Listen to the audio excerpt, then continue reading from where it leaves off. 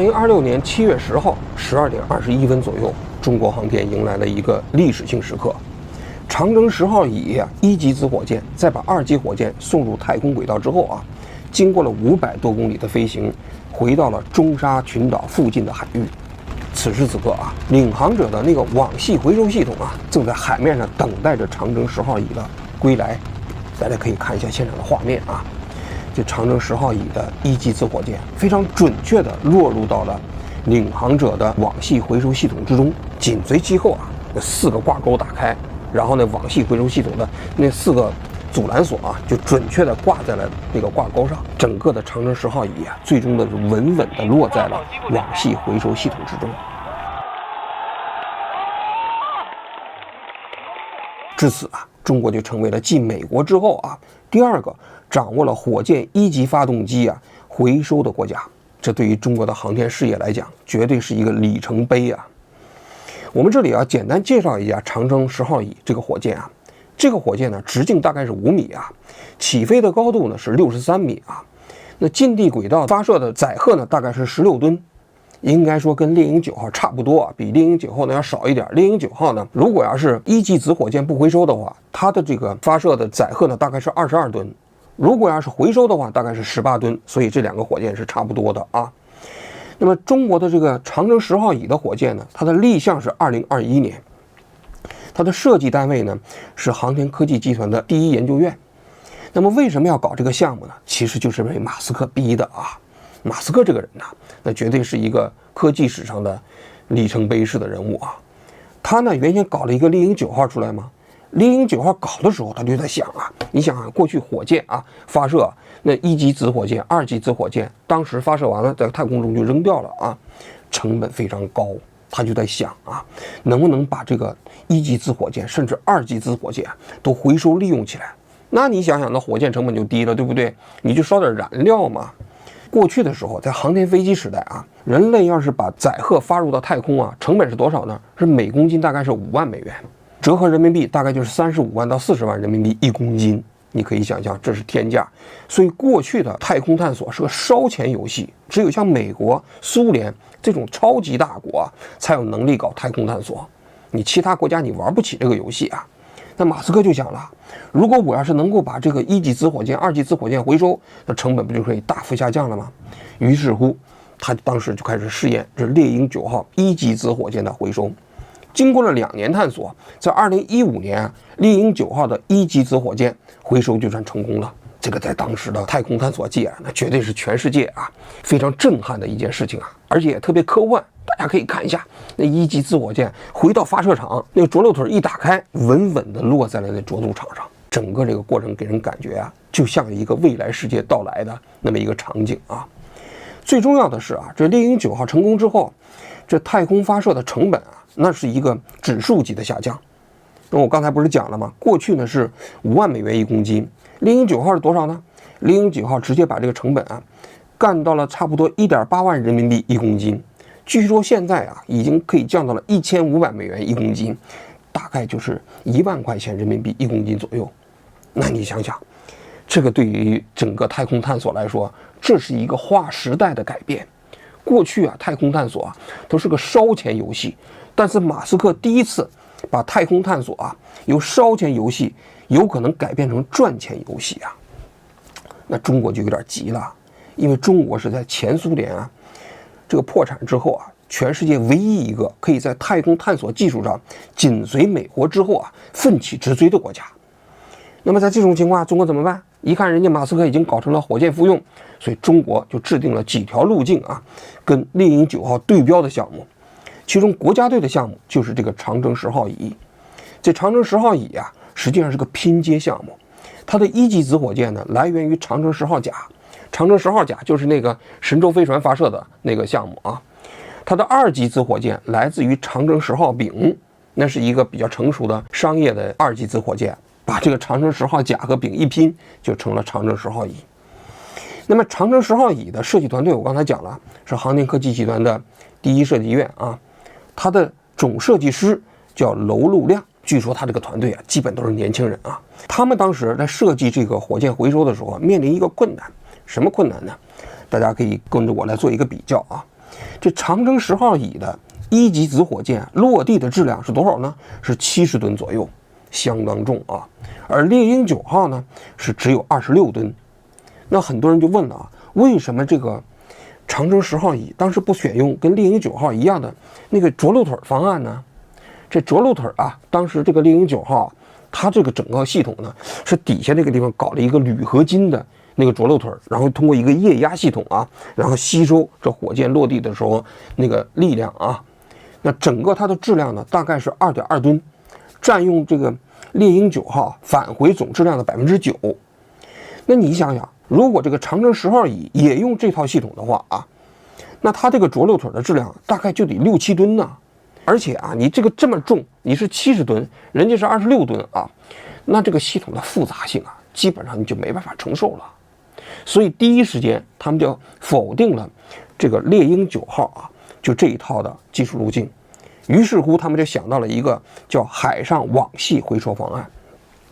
这套方案的核心呢，就是说我不要着陆腿了，我呢就是让这个1级子火箭回到陆地的时候，这边搞一个领航者网系回收系统。它呢大概有2.5万吨啊，它的那个网系回收架子有70米高，它这个船呢总长度呢有140米啊，本身也是一个非常大的家伙啊。它的这个原理是什么呢？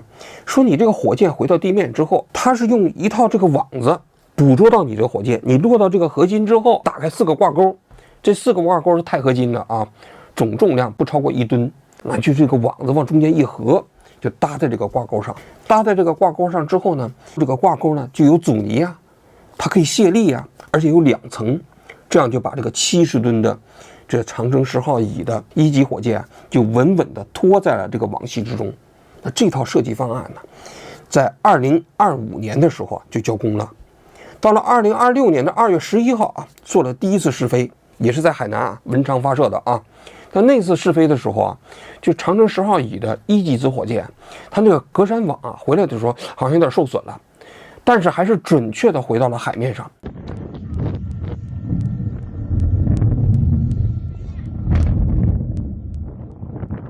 就在这个领航者啊回收系统旁边做了一次悬停，然后降落到海上了。这之后呢，有关部门就把这个1级子火箭从海里头打捞上来了，一检查说这个火箭系统啊都完好无损啊，舰体也都完好无损呐。于是乎是准备在今年的4月底5月初啊，就发射第2次。这第2次就是准备正式用领航者这套系统来回收了啊。那没想到川普这时候不是访问中国吗？那访问中国的时候啊，据说我听说的信息啊，就是把所有的原计划啊，就是这些火箭复用的几个设计项目啊，这几个试飞项目全部都停了，因为担心啊，川普如果来中国访问的时候，如果你试验失败了，那跟美国较劲的时候，这不是一个不可测的政治因素吗？那成功了当然好啊，那万一失败呢？于是乎就把这些项目全部推迟到了5月之后。就在7月10号这一天啊，长征10号乙的首次网系回收才正式开始。比较幸运的是啊，第一次试验就成功了。应该说这次成功啊，对中国的航天事业来讲，那是非常非常重要的啊。当然，我看了网上这些信息啊，这次成功之后，很多外网的人就在这说啊，中国这个长征10号乙落后，为什么落后呢？你看啊。那个火箭回来的时候，那顶上冒浓烟呢，那一看就不太像好东西。你像是发射航天飞机、发射这个星舰，哪有浓烟呢？结果这个长征10号乙，那浓烟冒的，给人感觉像烧柴火。第二个质疑点呢，我看到有人就讲了，说这火箭落入到了网系回收系统里头啊，来回乱晃啊，晃得非常摇摆的幅度非常大，给人感觉好像这东西也不太成熟啊。那我在这里头就给大家来分析一下啊，就这个长征10号乙这个网系回收啊，跟猎鹰9号这个回收方案到底哪个先进，哪个落后啊？首先第一点啊，这个网系回收啊，它的容错率啊要高得多。这猎鹰9号它那不是着陆腿吗？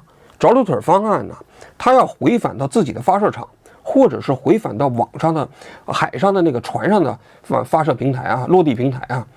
它呢，其实对这个误差的要求啊，都是厘米级的，你不能飘一个5米8米，那完蛋了，它就发射场就在那个地方，而且它是猎鹰9号的1级火箭找发射场，这中间是没有信息交互的，所以它就是对猎鹰9号本身的这个姿态控制啊要求极其高。咱客观来讲啊，中国的长征10号乙在立项的时候，中国的火箭飞行姿态控制还没到这个水平啊，所以中国就选择了这个网系回收系统。这个网系回收系统啊的容错率就高多了。你想想，你这火箭在海上落，你这个误差啊，你10几米都没关系啊。为什么呢？因为这个你火箭是动的，人家下面这个网系回收系统领航者也是动的，它是根据激光雷达啊来看你这火箭的位置啊，双方进行信息交互啊，你往左一点，它也跟着往左一点；你往右一点，它也跟着往右一点。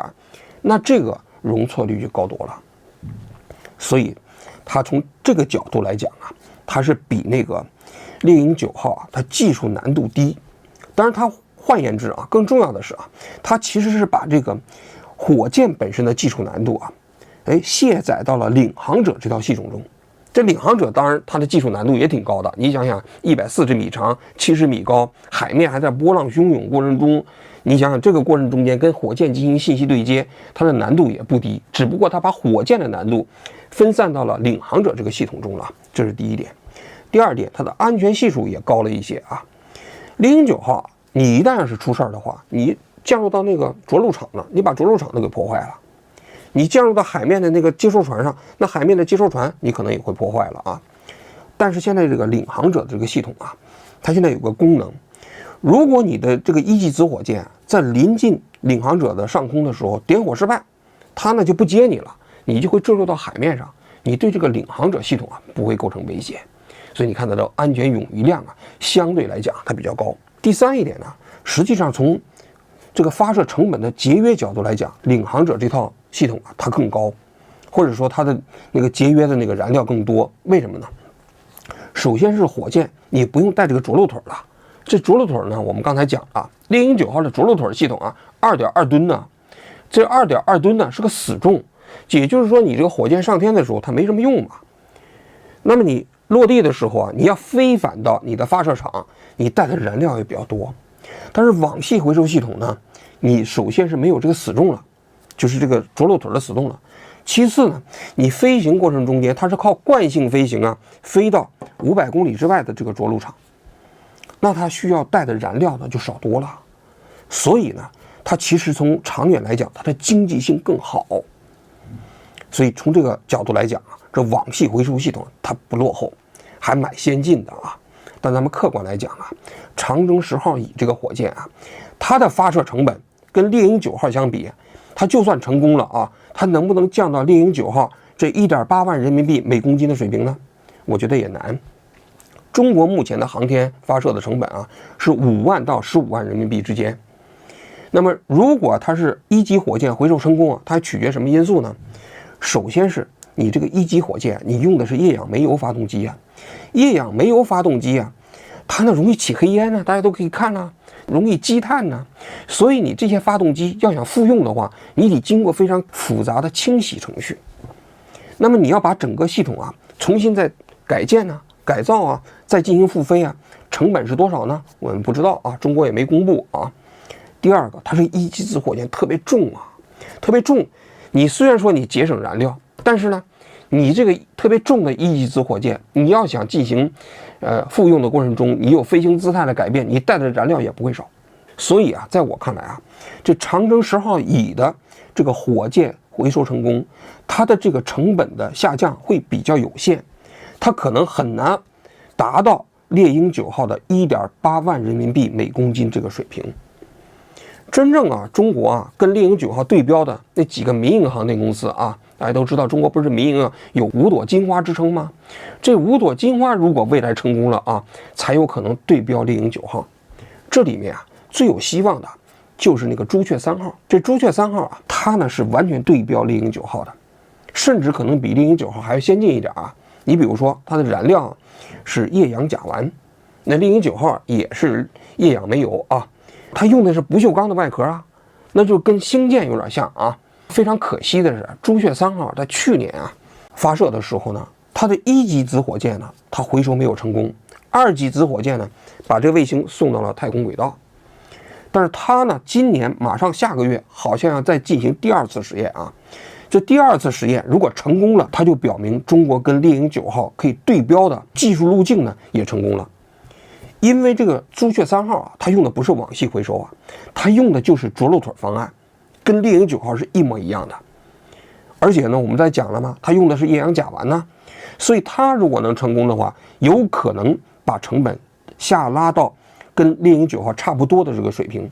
我看上网上的报价啊，朱雀3号在火箭复用的情况下，每公斤的发射成本降到了2万块钱每公斤，那就跟猎鹰9号差不多了嘛，对吧？差不多是同一个数量级了嘛。那么另外还有其他几家公司啊，比如说天龙3号，也是完全对标猎鹰9号的啊。但是非常可惜啊，也是在去年年底的时候，还是今年年初的时候，它是火箭也没有入轨，1级火箭回收也都没成功。那整个呢，就证明前期的设计有问题，基本上要推倒重来了。那么紧随其后呢，还有几家公司啊，他们呢，搞的呢是用厌氧甲烷的发动机，但是又是用网系回收的。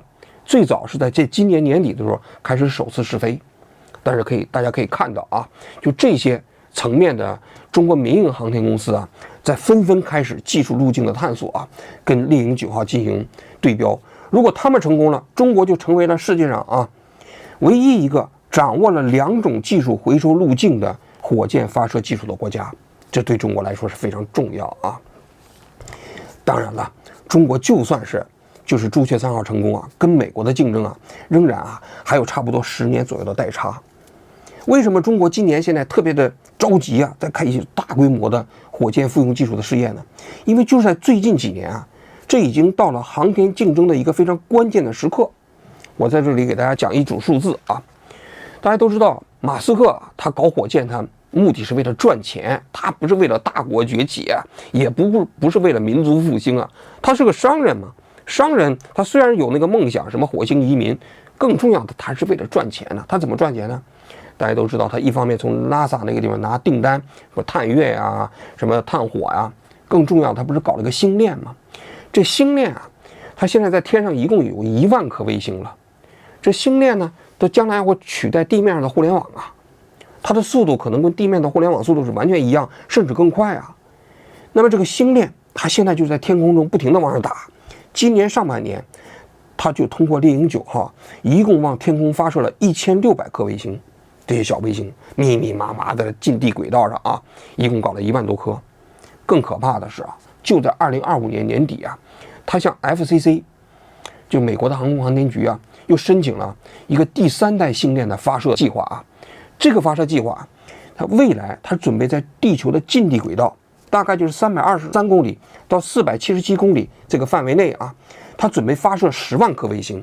如果它这个计划成功了啊，那应该说马斯克啊就成为了近地轨道、地月通信，也包括地地通讯中间的一个不可逆的垄断者。那你别的国家就没法玩了，这个游戏它垄断地位已经成功了。这个垄断地位包括2个方面，一个是它的成本已经降得非常低了，另外一个就近地轨道的卫星的这个位置是有限的。他把这10万颗占领了之后，你别的国家再想打，你打不上去了，没有位置了。近地轨道的位置啊是先到先得，谁先占了就是谁的。那在这个过程中国就比较急了。中国在2025年年底的时候啊，向这个国际通讯联盟啊就申请了20万颗卫星的发射计划。这20万颗的卫星发射计划，按照国际通讯联盟的一个规则啊，给你7年时间，前2年你必须发射10%，到第5年的时候必须发射50%，到第7年的时候必须发射100%。如果你达不到这个标准，你的这个申请的就是这个卫星的资源就作废了。那么中国要想实现这个计划，那是难的啊，因为中国在这个基础之上，不是跟马斯克的星链对标呢，搞了2个项目，一个叫千帆，一个叫星网项目。这千帆项目呢，计划是最终发射1.5万颗卫星，这星网计划是计划发射1.3万颗卫星。但是这2个发射计划啊，它现在遇到了2个瓶颈。第一个瓶颈啊，就是发射工位的瓶颈啊。全中国的卫星发射工位一共只有15个，主要这几个方面啊，这西昌啊、太原啊，还有海南的文昌啊，这一共是4个啊。那么这4个发射的基地啊，就是15个工位。这15个工位里面啊，主要还是满足国家的需求、国家队的需求。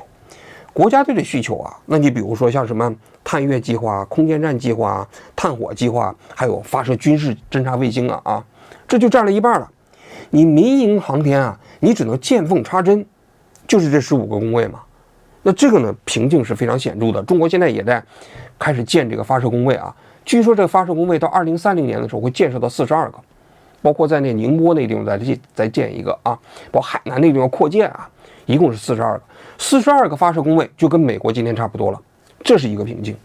第二个瓶颈就是发射成本的瓶颈。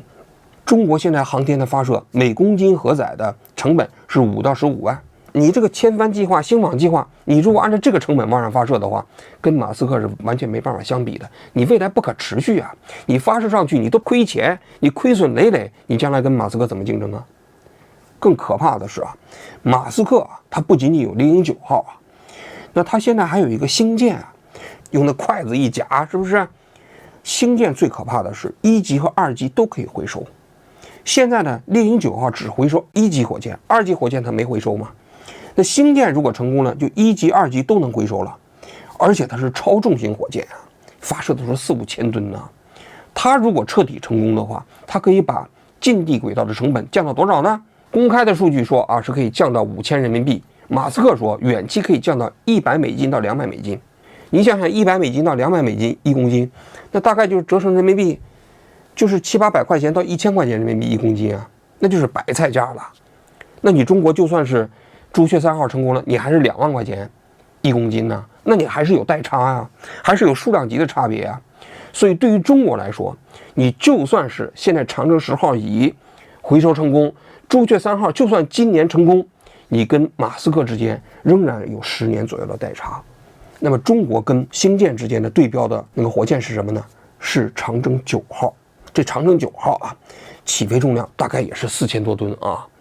这个呢是2011年就立项了，但是他一开始立项的时候啊，那个时候马斯克还不太行的嘛，所以他当时走的技术路线完全没有考虑到复用，4个火箭助推器，3级子火箭，总高度还100米左右，它跟当时的土星5号有点类似啊。那这个搞来搞去啊，搞了7、8年，然后到2022年的时候就被叫停了。为什么叫停了？就是星舰这个计划起来了。中国一看这个计划，你就算搞起来，你在成本上其实也不可持续，所以推倒重来之后呢，整个长征9号就完全重新设计了。设计的那个方案就是对标美国的星舰，那么它的火箭的发动机也改成了液氧甲烷，同时火箭仍然是3级啊，但是要求必须可复用。首飞现在好像是定在了2030年左右。2030年你就算首飞的话，你成功可能也估计得搞个3、5年啊。所以说中国就算成功了，可能也在2033到2035年左右，中国版的星舰才能够成功的进入到商业化。那跟美国比起来，那不差不多还是10年代差吗？但不管怎么样啊，中国的猎鹰9号，也就是中国的朱雀3号啊，成功了。中国的长征10号乙这个复用成功了，中国就保持了一个紧紧追赶美国的势态。那不能让美国一家遥遥领先啊！那中国在追的呢，至少是在星网星链这个层面上啊，中国可以跟美国一搏。将来的近地轨道啊，除了美国的星链以外，就是中国的千帆和星网。那么这3套体系啊，就共同构成了整个人类的近地轨道通讯系统。那么至于在探月啊、探火这方面啊，如果中国版的长征9号如果成功了，跟美国的星舰成功了，那这双子星动交映成辉啊！对于整个中国和美国来讲啊，这种竞争它是一种良性的，因为你光是马斯克也不行啊，你总要有其他国家竞争啊。中国有个优势啊，中国把它作为了一个未来持久的发展路线图的时候啊，它可以忍受相当长时期的亏损。然后呢，我把这个项目扶持起来了，跟美国进行竞争，然后成本真正下来之后，然后双方可以啊齐头并进来发展。这个其他国家不具备。大家可以看一下，未来10年到20年啊，在航天领域内就剩下中国和美国这2个玩家了。这话不是我讲的，是马斯克讲的。马斯克他就讲过，猎鹰9号对他来说不是最先进的，他为什么不改造了啊？他说再过几年中国肯定能搞成猎鹰9号。为什么他不改进猎鹰9号也搞成网系回收呢？就是因为星舰这个一旦成功了，猎鹰9号这个技术啊，对他来说就无所谓了嘛。猎鹰9号以后就可能就变成一个淘汰的技术了，所以他现在要全力以赴在搞星舰。那为什么说除了中国和美国之外，其他国家都没戏了呢？大家可以看一下这欧洲啊，欧洲航天局2024年搞了一个阿利亚纳这个6号啊发射啊，这个火箭发射就落后，为什么呢？它完全没有考虑到复用啊。你没复用的话，现在的航天探索啊，它不是技术竞争，是成本竞争。你如果成本降不下来，这个游戏你就不可持续。所以欧洲现在实际上已经被中国和美国远远抛在后面了。现在还有意进入这个游戏的就是日本，就是在中国这个长征10号乙啊复用的这个回收的第2天啊，那日本不是发射了一个火箭复用的一个试验吗？把那个1级火箭发射到10米左右的距离，然后又回来了啊。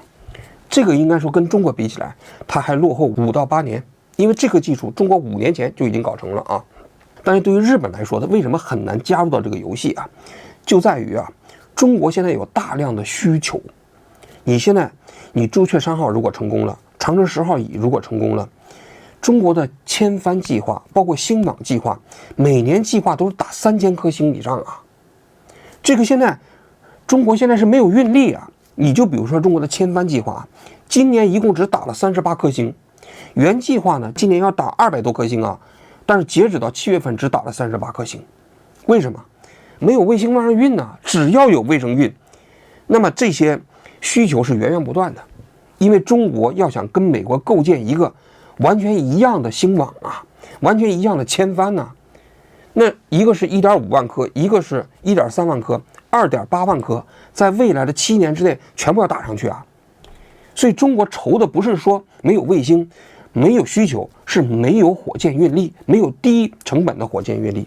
但日本不同啊，日本没有这么雄心勃勃的太空计划。你就算火箭成功了，你没有这一个星网计划做支撑，你没有这么大的需求，那你这个火箭你干什么呢？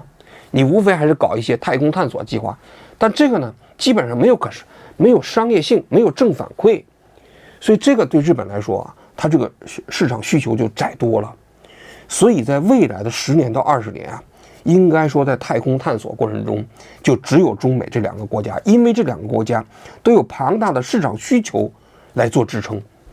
但不管怎么说啊，这2个国家的这种良性竞争啊，对整个人类探索这个外太空时代啊，我个人觉得都是一个非常积极的好事儿。所以我们要为这种竞争啊来点赞。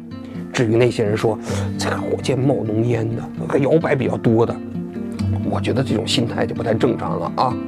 中国的科技进步，我们也要为它点赞；美国的科技技术，我们也要为它点赞。这个我觉得才是一种比较积极的、良好的心态啊！好了，我今天就讲到这里，谢谢各位。